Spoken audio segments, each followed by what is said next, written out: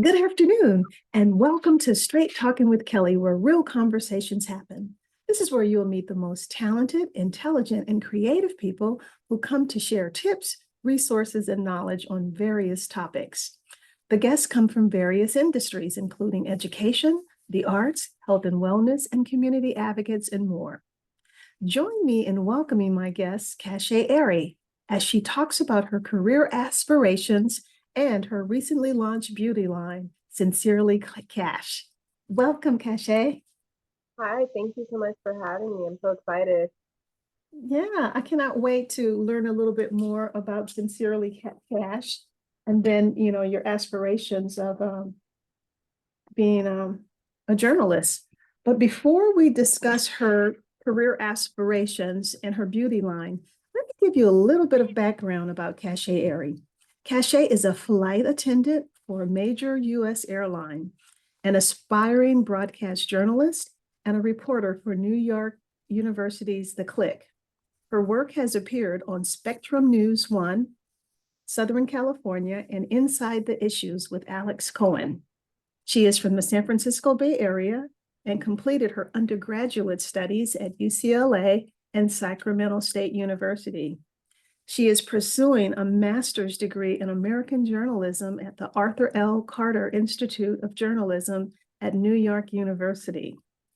Cashea enjoys traveling, working out, reading, and discovering new restaurants and coffee shops. She also recently launched her beauty line, Sincerely Cash, which offers makeup tools and tips for makeup artists and everyday women. Wow, aren't you the little busy bee? Just a little bit, but I Hey, keeps me going. you know what? The beautiful thing that you do have things to keep you going, and I applaud you. I think it's awesome. So, Cash, I have known you all of your life, even before you were here, which is awesome. So it just gives me such a thrill having you here. So I can't wait to find out a little bit more about you. So, can you give us some background on where you were born and raised and some of the schools you attended? Yeah, absolutely. So I was born in Redwood City, California, probably about a 20-minute or so drive south of San Francisco. And I grew up in East Menlo Park, East Palo Alto area as well. And as a kid, we moved around a bit. So I grew up on the peninsula. I spent a lot of time in Hayward in the East Bay and a bit of time in Sacramento as well. And that's where I live now. Okay. Okay. So now one of the things I know you are a flight attendant, right? Yes. And so as a flight attendant, what are some of the pros and cons of that position? And where are some of the places you visited? So first, let's talk about the pros and the cons of being an airline stewardess. Yes. So I have been flying as a flight attendant for the past 7 years, and I'd say some of the pros would absolutely be having the opportunity to travel the world, see different places, interact with different cultures. I don't think that I would have taken the time to do so if not within this profession. So I love Mhm. that it's afforded me the opportunity to travel and to experience new things. Another pro, the flexibility in schedule, being able to, well, at least gain enough seniority now to where I'm able to make my own schedule.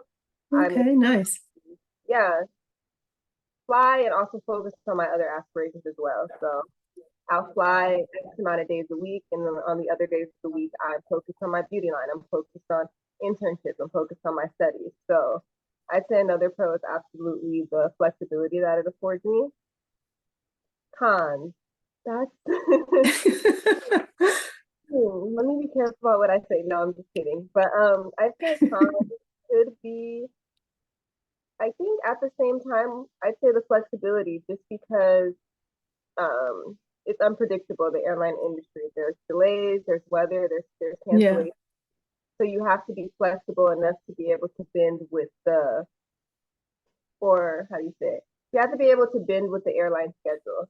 If something yeah, happens, you can't be upset like, oh, I'm supposed to be off today. I'm supposed to be going home tonight. Sometimes you may be stuck in a random city in the country and you're there. So you have to be able to adapt and you have to be able to have a good attitude because you're not only representing yourself, you're representing the company, you're representing the brand. And not only is it an inconvenience for you, it's also an inconvenience for your customers as well. So Wow, very well put.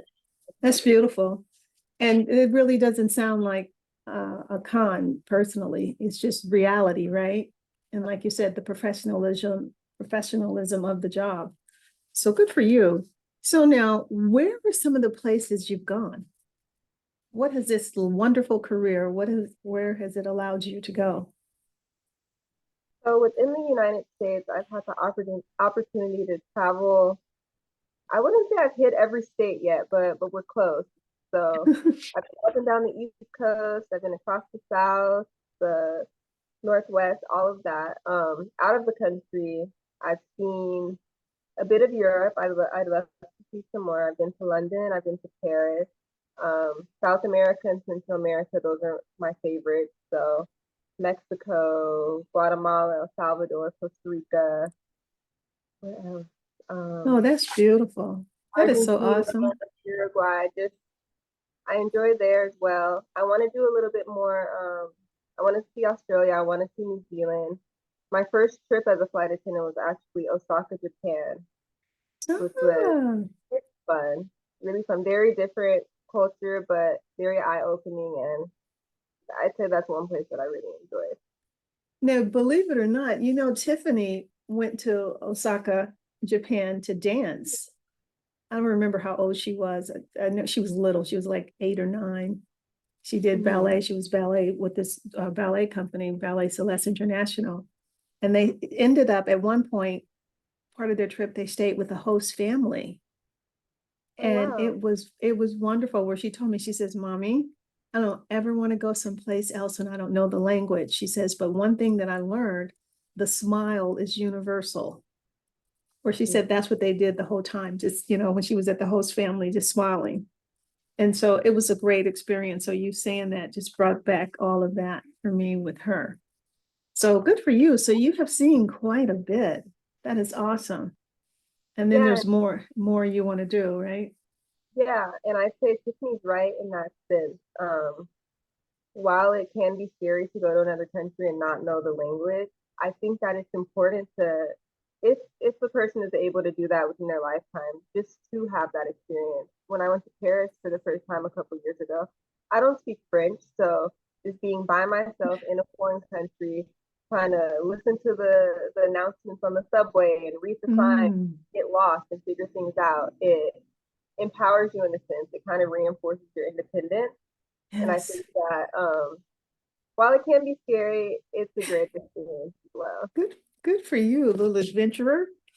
So, Cash, now you are an aspiring broadcast journalist and reporter who just completed an amazing internship. So tell me a little bit about that. And at some point, I do want to share the coverage that you did during your internship. So talk to me a little bit about that. Sure. So I interned with Spectrum News One, Southern California. It's a news station that is in the LA Orange County area. And basically, I was working out of their Sacramento bureau station. So they have just like a subset station, standalone independent that reports on news Northern California. The station is actually in close proximity to the state capitol, so they cover a lot of political news and whatnot. So while working in this internship, I had the opportunity to just immerse myself into the newsroom, learn everything reporting, shadow some photographers, shadow some reporters, and just kind of take it all in and decide where I wanted to go within it. And as my final project for the internship, I completed a news package that actually had the opportunity to air on the network. And I'm sure we'll show it, but it was about a young Black woman from South Central LA who unfortunately went missing and was murdered, and just been trying to figure out what happened. And I connected her story to the missing white woman syndrome. Mm, And just the fact that, yeah, it's a fact, the fact that a lot of Black women and women of color do not get as much coverage in the media feel when they go missing, as opposed to white women. Okay, so that's what the white women syndrome, that's what that's called? The missing white woman syndrome, yes. Okay. Okay, so let's show a little bit about that so people can get an understanding of what you actually did.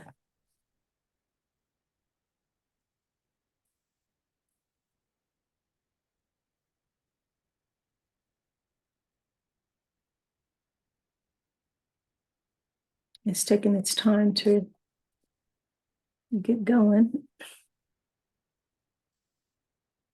Okay, what is going on?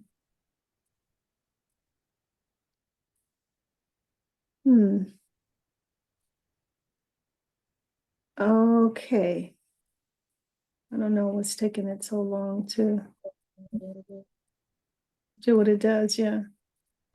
Love, the Gabby Petito tragedy. That is the working title of an upcoming special on HLN. That's a division of CNN. There has been so much coverage of the 22-year-old woman who went missing during a cross-country trip with her boyfriend, who was later discovered dead. Not as much coverage of other similar stories, especially situations involving women of color. Our Cashea Airy brings us the story of one South LA mother seeking to remedy this disparity.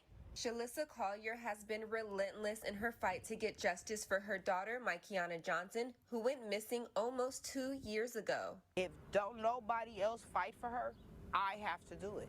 I have to be her voice. Maikiana went missing in September 2020.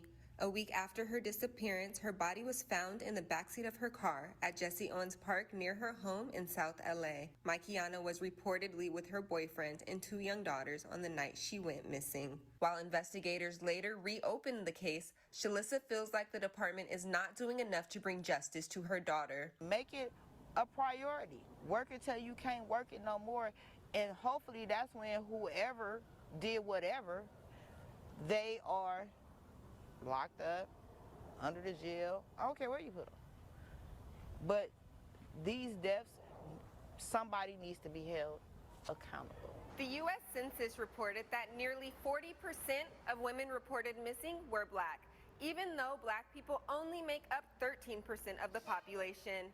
Dr. Danielle Slakoff at Sacramento State University has focused much of her research on this trend, often referred to as the missing white woman syndrome. We know that the media itself is not as diverse as our country is, and I think that's just one of the many reasons why we continue to see this. Missing white woman syndrome is a term that was coined by journalist Gwen Ifill. It states that white missing women are overrepresented in the media while missing women of color are underrepresented. I really don't think you can take away the fact that it's profitable to cover certain missing people. And unfortunately, until we figure out how to make all stories that profitable, I'm not sure that we're gonna see a difference. Even though Dr. Slakoff has been researching missing white woman syndrome for the past 7 years, she explains that it was Gabby Petito's case that brought national attention to her work. In her research, she makes the connection between intimate partner violence and homicide, something we saw in Petito's case and many others involving missing women. This will be the baby, and then this one would be her oldest daughter. And as for Shalissa, she explains that her family and her granddaughters are her main support system as she strives to get justice for Maikiana. If it takes the last breath of me, she will get justice. She will get it. And that means finding and prosecuting those responsible for Maikiana's death. Coming up after the break, the last 2 years have been incredibly challenging for Okay, so wait a minute, let me turn this off and then that way we can get back to our, I always have the, Then should you get missing during a cross? okay, so Cash, now, one of the things that I know about you is that you're off to work on your master's in journalism, right? Yes, I'm currently working on my master's. This is my first semester. Okay, and what school are you attending again? I'm studying American journalism at New York University. Okay, that is awesome. So you must be pretty excited about that, right? I am. The way it came about, it was always in the back of my head to go to grad school. I just never took the leap, and I had faith and took the leap, and here I am. So I'm excited to have the opportunity to transition into a career that I'm passionate about. Now, so tell me this. So the story that you just covered, are these some of the stories that you want to continue to work on, shining a light on the disparities with African Americans? And I'm sure there's so many things you want to cover, right? Yeah, absolutely. I wouldn't necessarily say only focusing on the disparities. I wish to tell stories about marginalized communities like my own. So it could be a small village in a country that we've never heard of before. You know, Sure. it could be anything. I just think Yeah. that these smaller communities, these people who don't often get their stories told in the media, I think it's important to share that. And I hope that as I step into my career, I can tell those stories. Oh, I cannot wait, girl, because you're going to be awesome. I'm just so proud of you. I don't know what to do.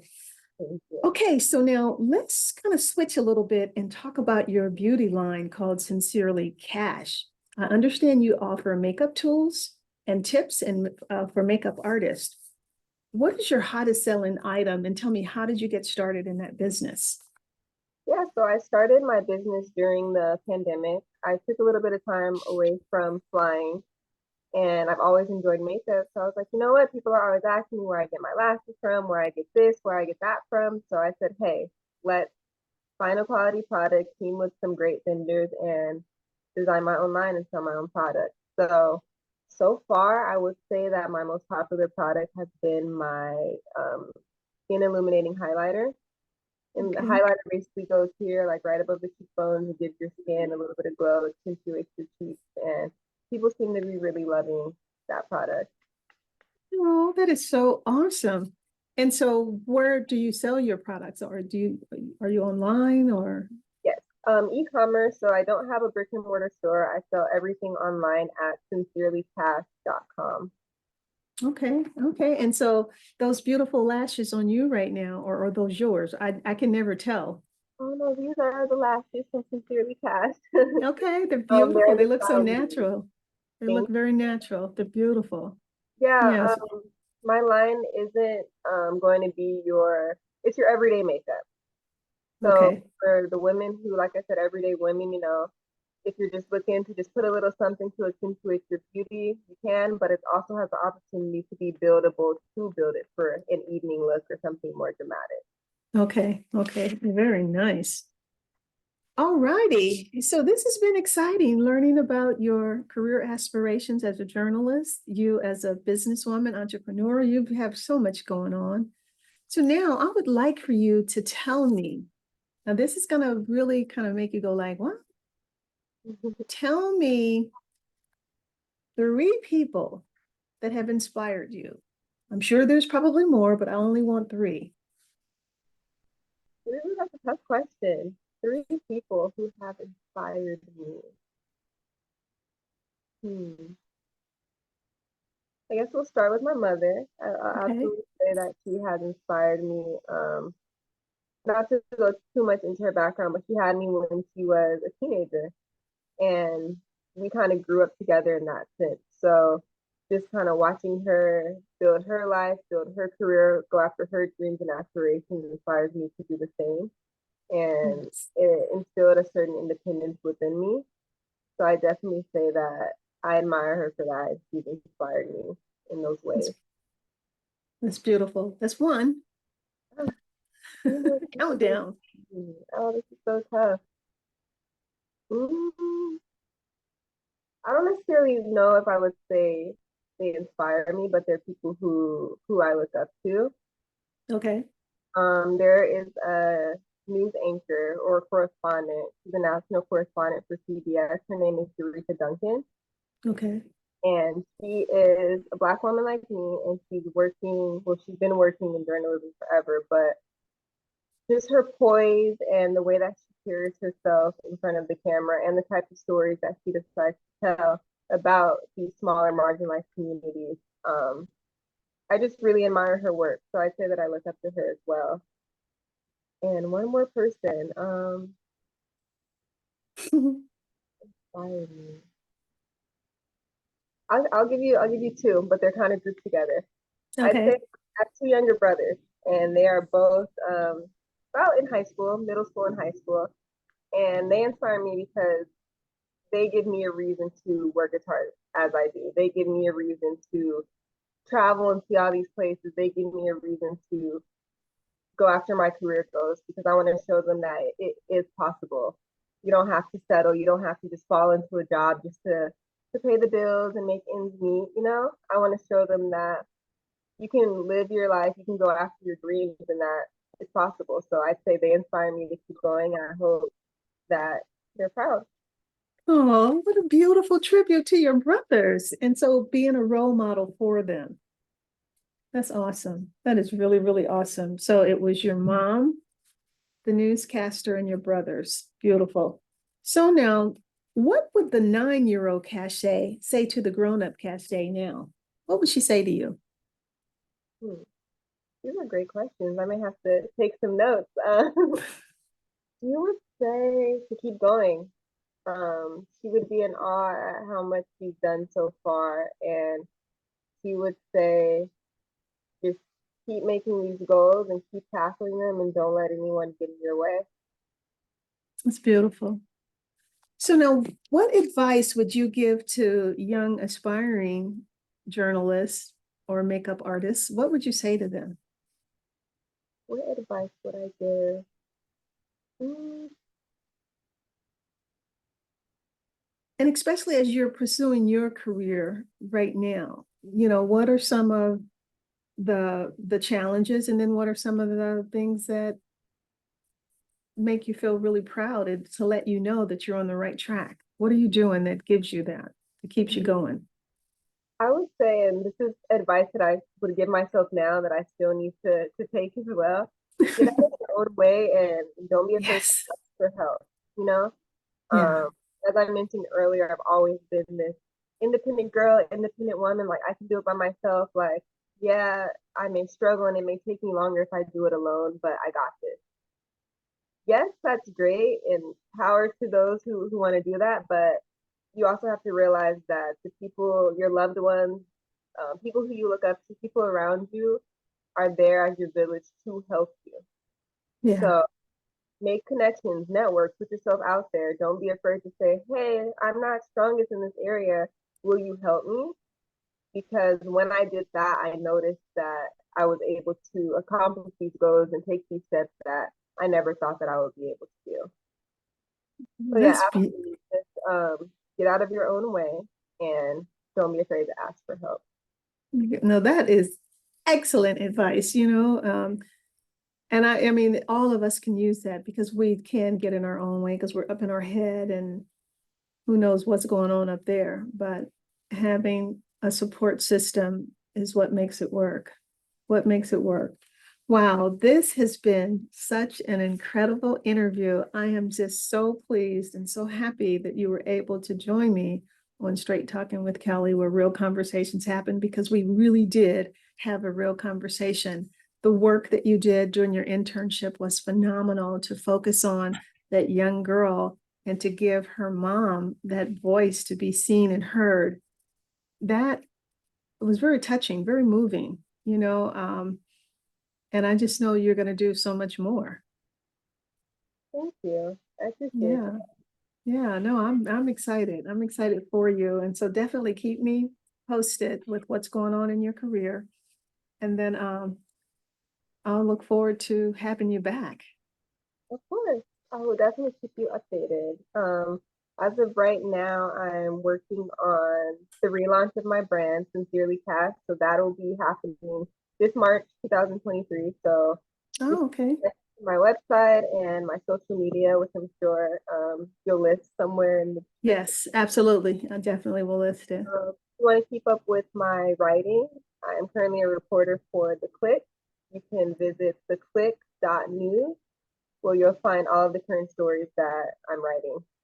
Okay. Oh, that is awesome. Girl, you are definitely moving and shaking, huh? I love it. Moving and shaking. All righty. Well, Cash, I want to say thank you again for being on Straight Talking with Kelly, where real conversations happen. To my listening audience, I want to thank you for being here. Make sure you hit that subscribe button, like, and share. So, Cashea, until we meet again, take Thank you care. so much for having me.